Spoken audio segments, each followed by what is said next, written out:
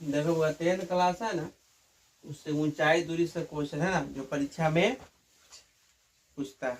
ये 26 में एग्जाम होने जा रही है ना 17 फरवरी से, उसमें या मैट्रिक एग्जाम में क्वेश्चन आता है। कह रहा है कथी, भूमि के किसी बिंदु ना, भूमि के किसी बिंदु से किसी मीनार को चोटी का उन्नयन कोण, मीनार की चोटी का उन्नयन कोण 30 डिग्री है। कितना है? 30 डिग्री है। मीनार की ओर 40 मीटर जाने पर उन्नयन कोण कितना हो जाता है? 60 डिग्री हो जाता है।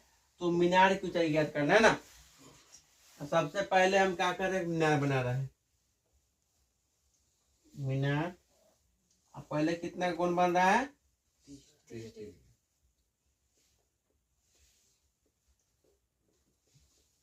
30 डिग्री का। ए बी और सी बन गया। अब फिर मीनार की ओर आने पर है ना, कितना का बन जा रहा है?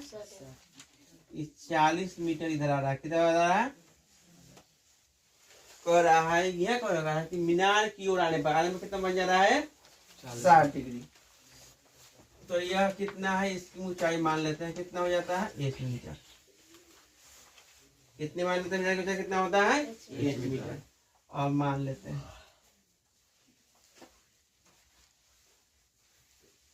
मान लिया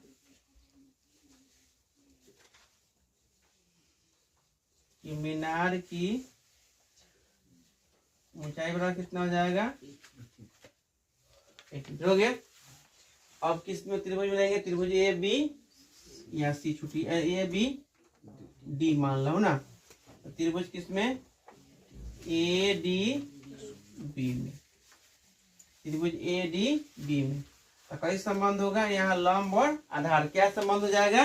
tan थीटा ना। थोड़ा सा ध्यान दीजिएगा, आ जाएगा ना। क्या हुआ संबंध इसमें? tan theta. tan थीटा क्या हो जाएगा? इसको लिखेंगे ए बी बटा क्या लिखेंगे? B D. तो tan कितना है?